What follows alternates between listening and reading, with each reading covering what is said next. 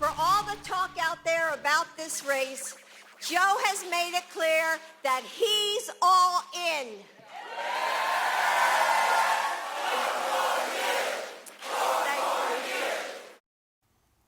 First Lady Jill Biden on the campaign trail today on behalf of her husband, Joe. Both say he's staying in the presidential race.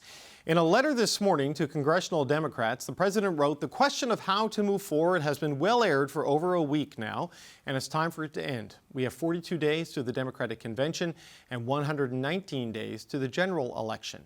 Any weakening of resolve or lack of clarity about the task ahead only helps Trump and hurts us. It is time to come together, moving forward as a unified party and defeat Donald Trump." Biden followed up that letter with a surprise call into the MSNBC news program Morning Joe, where he dared the critics within his own party to run against him. We're not going anywhere. I am not going anywhere.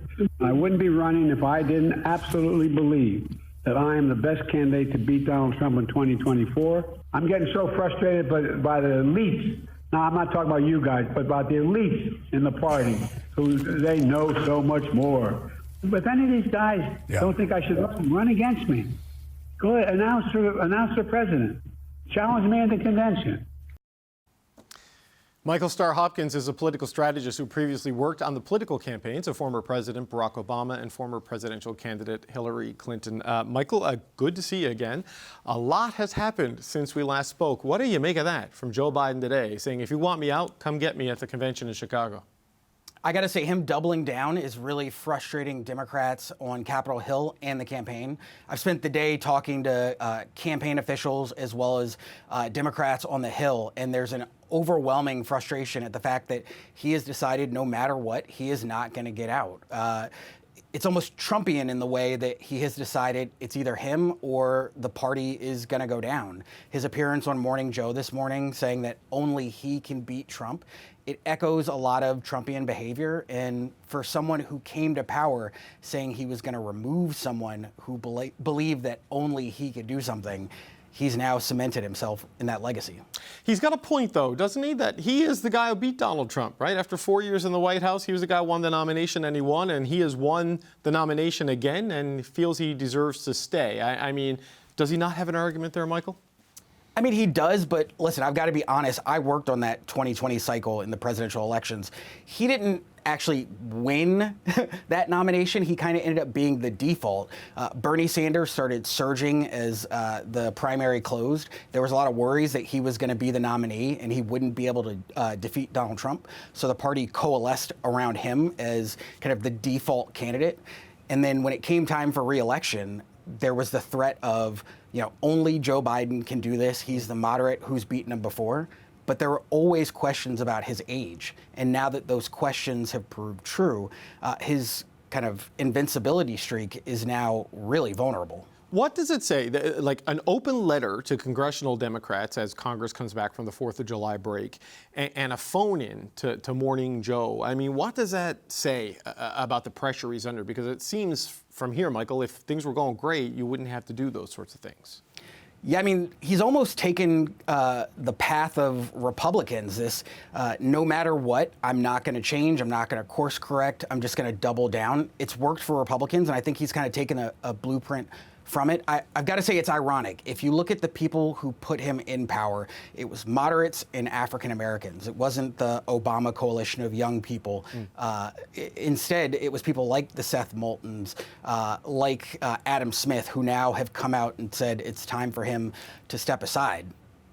How does he push back against that, right? Because you mentioned Adam Smith, and he's gone public and he's very strong on why he should go. And it feels like the number of congressional leaders publicly calling for him to leave probably won't shrink.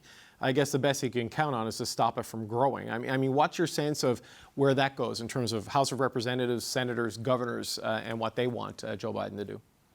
I mean, it's going to grow. When I talk to people privately, there's almost an overwhelming sense that he should get out of the race. There's no way for him to really course correct and convince people that his age, his mental capacity isn't an issue. I was talking to my Uber driver on the way here.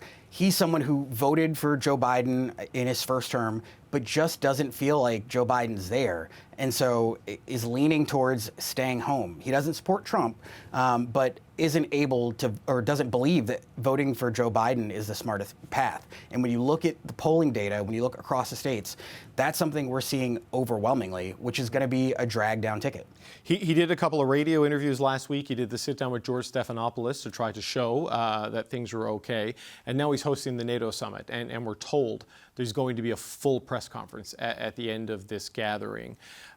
Everything is a high wire act for the president right now. I mean, have those previous media appearances reassured anybody? What's at stake for him when he takes the NATO Q&A at the end of all of this? You know, it's almost a double-sided sword, because on one hand, he's done well enough to convince people that at moments he's able to kind of do the full duties, but he hasn't, had the same performance that he did at the debate, which is what worried people. And so he's kind of elongated what the schedule is and kind of where people can really make moves and come out against him. It's going to be interesting this week because, like you said, he's going to give that press conference, but also the CBC is meeting. Congressional Dems are going to meet. There's a lot of pushback because if he doesn't do well, then down ticket, they don't do well as well. And so democracy is on the line. And this idea that it's him or nothing risks everything from a national abortion ban to the implementation of Project 2025. I should point out for people watching here on CBC News Network in Canada that the CBC you're speaking about is a Congressional Black Caucus, Yes. Not the Canadian Broadcasting Yes. Corporation. There's another thing layered on top of this today. The New York Times had a report about a Parkinson's expert, a doctor, a neurologist, visiting the White House 8 times in 8 months, and it led to a very testy exchange with Karine Jean-Pierre, the press secretary, in the briefing room today. And this seems as this sort of a drip, this sort of a story, this is another thing that's going to fuel all of this and make it very difficult for the president and his team to get ahead of. Yeah, I mean, for the next 119 days, every focus, every news story is going to be about his health, about missteps, rather than about Trump's record and his threat on democracy. That's really the reason you're seeing Democrats come out and make such full-throated requests that he get out of the race. And every day that he refuses to, you're going to see more frustration. But I think you're actually going to see negative stories and leaks, things to kind of push him out, which is a worry for his legacy. I mean, people love Joe Biden. I would vote for Joe Biden if I had to, but I don't think that's the choice we need to give Americans. Just as a final point, Michael, we have these conservative legal groups, these activist groups in the United States, like the Heritage Foundation, which has put a focus on the Supreme Court. They're threatening legal action on changing the Democratic nominee should Joe Biden drop out. And they don't need to do it in every state, just in enough states to make it difficult. I mean, what could that look like? Legal challenges against changing the Democratic nominee on state ballots this close to the election? Well, we've seen from the courts that nothing can be expected, that anything can happen. And it shows that Republicans don't actually care about democracy. All they want is power, because what they should want is for 2 of the best candidates to go forth, make their case, and democracy work for the voters to pick. But instead, they want to put their finger on the scale and make that choice for voters, which is why you've heard the head of the Heritage Foundation say things like, this is a bloodless coup. Okay, just a quick final point. Do you think at this point in time, Joe Biden is the Democratic nominee in November? I don't believe he's going to be the nominee, but I think it's going to be really ugly between now and him stepping aside. Okay, Michael, we appreciate you joining us again. This Democratic strategist, Michael Starr Hopkins. We'll talk to you again soon. Thank you, sir. Thanks for having me.